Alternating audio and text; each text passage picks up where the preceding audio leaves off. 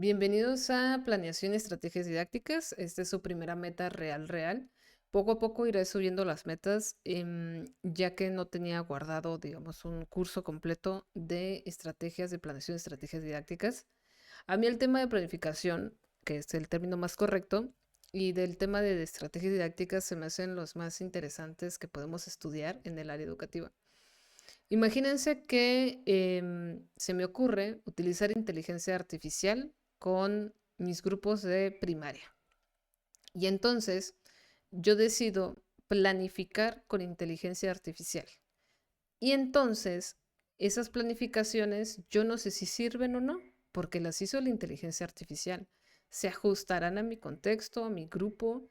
Lo pedí bien a la inteligencia artificial, hice un buen prompt. Esas son una de las preguntas que nosotros deberíamos tener en el momento de hacer una investigación.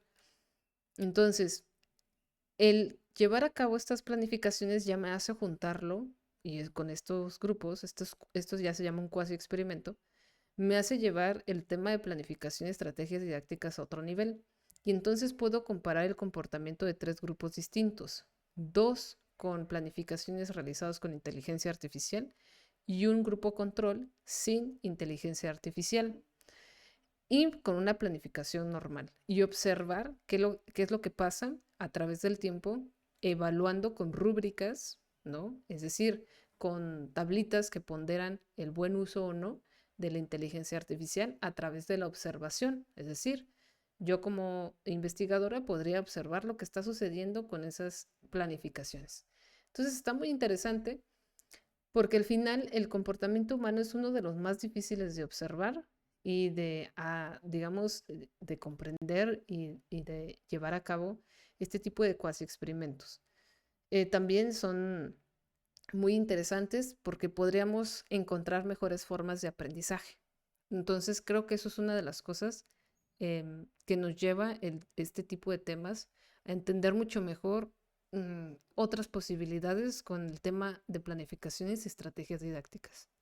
Ahora, les comento desde aquí, dentro de una planificación hay estrategias didácticas y dentro de, digamos, de varias planificaciones puede haber una gran planeación y dentro de esa planeación pueden existir diversas secuencias didácticas. Una buena secuencia didáctica, por ejemplo, serían el tema de, digamos, literatura en el siglo de oro. ¿Cuántas clases me llevaría a tratar el tema del siglo de oro español? Bueno, entonces tendría que hablar por lo menos cinco veces, 5 sesiones del tema del siglo de oro español, por lo menos. A esas 5 sesiones, a cada una sesión de 50 minutos a 2 horas, tendría que hacerle una planificación a cada día. Sobre todo si es en secundario, preparatoria, bachillerato, va a depender el tiempo que nos asignen. Pero supongamos que es español, tenemos 10 horas a la semana, por ejemplo, y entonces podría dedicarle toda una semana al siglo de oro español. Y cada día representa una planificación, es decir, cada día lo voy a tener que planificar. Entonces, em, esa semana, esos 5 clases, esos 5 días, esas 5 planificaciones se le llamaría secuencia didáctica. Es decir, estoy haciendo una secuencia, un seguimiento de lo que quiero que aprendan.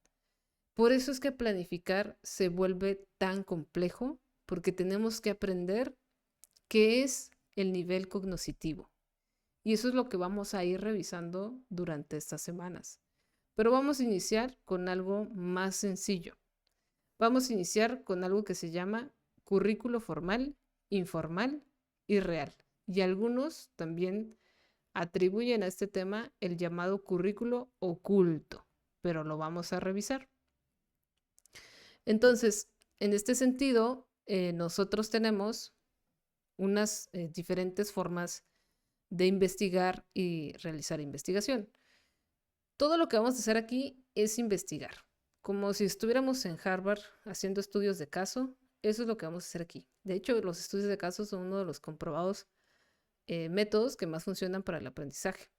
Entonces, en esta actividad lo que ustedes van a hacer va a ser identificar las diferencias y características del currículo formal, informal y real, y también el oculto, a través del análisis de ejemplos prácticos y reflexión personal. Lo que van a leer es el material proporcionado en esta sección sobre los conceptos de currículo formal, informal y real.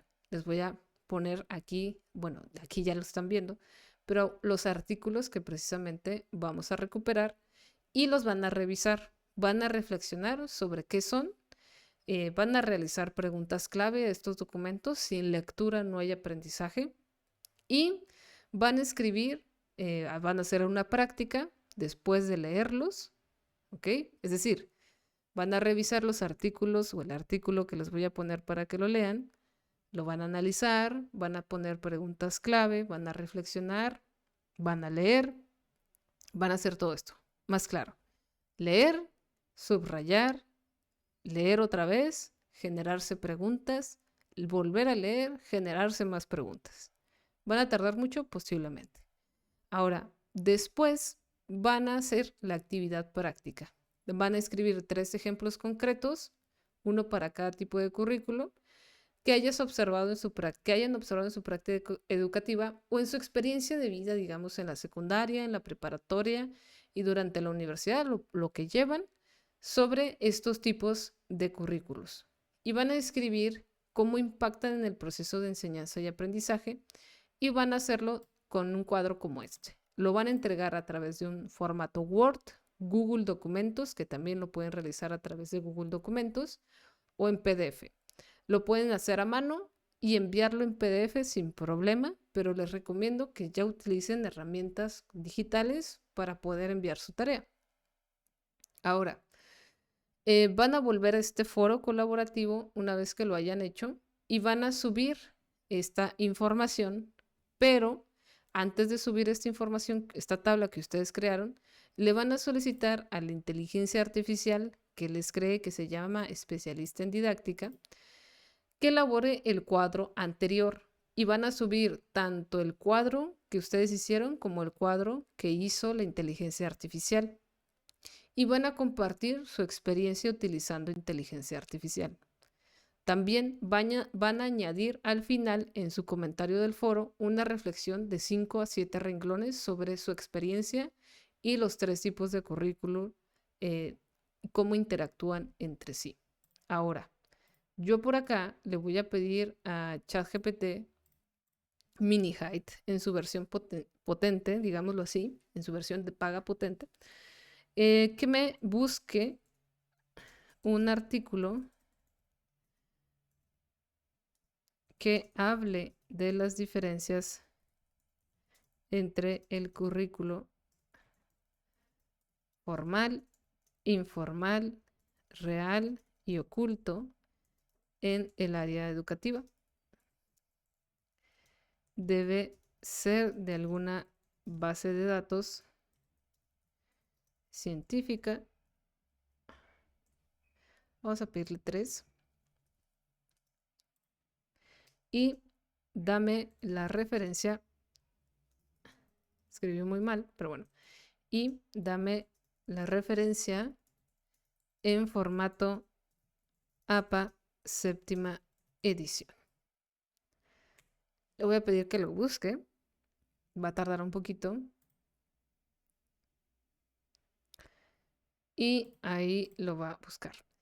Entonces, aquí les puse alguno que se llama educación formal, no formal y la innovación. Les voy a poner este otro que me va a generar ChatGPT para que lo lean, lo revisen y ustedes vayan reflexionando qué es esto del currículo formal, informal y real. También le pueden preguntar a ChatGPT después, ya que los lean estos artículos, cuáles son las diferencias para que ustedes tomen a esta inteligencia artificial, este especialista en didáctica, como un asesor, como un guía, como alguien que les va a poder resolver esas preguntas, para que ustedes entiendan muy bien el tema y que puedan seguir esta clase y que puedan aprender algo. Porque después nos olvidamos de todos estos aprendizajes y de cómo esto puede funcionar en el aula y en la vida real. Entonces, aquí me señaló diversos artículos. El primero que me recomendó es de Centeno, está del 2021 y de La Paz Grip. el currículo oculto y su influencia en la enseñanza de ciencias de la salud. También hay un análisis crítico de los procesos curriculares y Díaz Barriga, que es uno de los más citados, del 2005, que es la educación en valores, avatares del currículo formal y oculto y los temas transversales. Entonces vamos a revisar el, el- el artículo de Díaz Barriga. A mí me parece muy importante este artículo de Díaz Barriga. Entonces lo van a leer. Yo creo que este es uno de los mejores. Y justo es de la revista Redie. La Redie es una revista de la UABC, fíjense. Y está considerada como una de las mejores revistas de educación de México e internacionalmente. Tiene muy buena base y estructura y creo que vale la pena que se echen un vistazo de qué es el currículum formal oculto y lo que opina este señor. Y comparándolo con la otra lectura que les puse por acá. Entonces, eso es lo que ustedes van a hacer en esta actividad. Si tienen dudas, pueden escribir también, oiga, profe, tuve dudas en esto, no lo dejó muy fácil, entonces comentar por ahí. Y vamos a preguntarle a ChatGPT por acá para que nos ponga una tabla, ¿no? A partir de la investigación, elabora una tabla comparativa y con ejemplos de los currículum.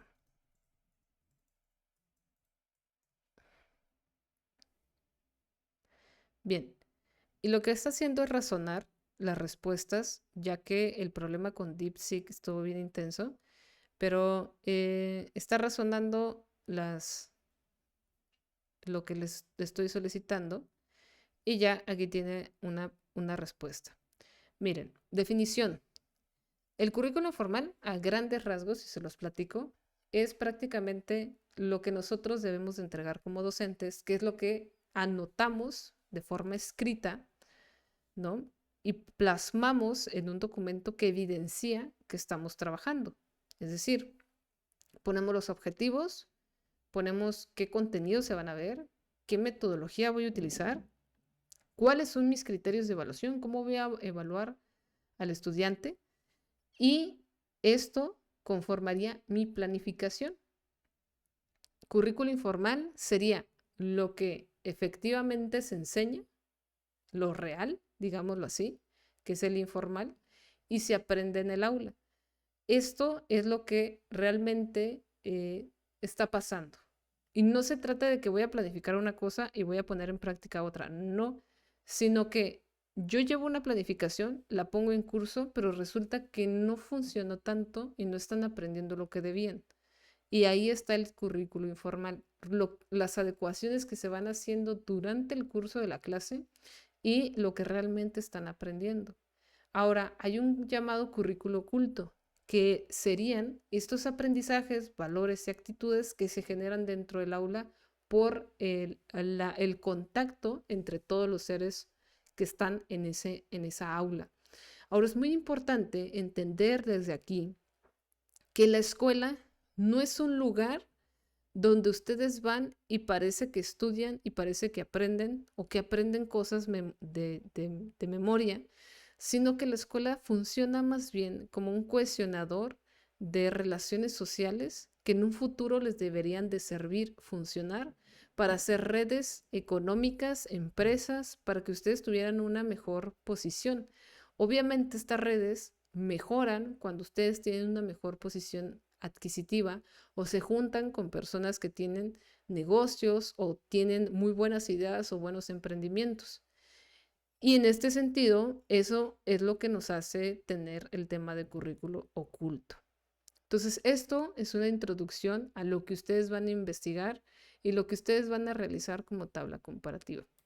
Si tienen alguna otra duda o situación, saben que estoy por acá, que trato de contestar bastante rápido. Y pues nada, espero que les vaya muy bien en su primera actividad real.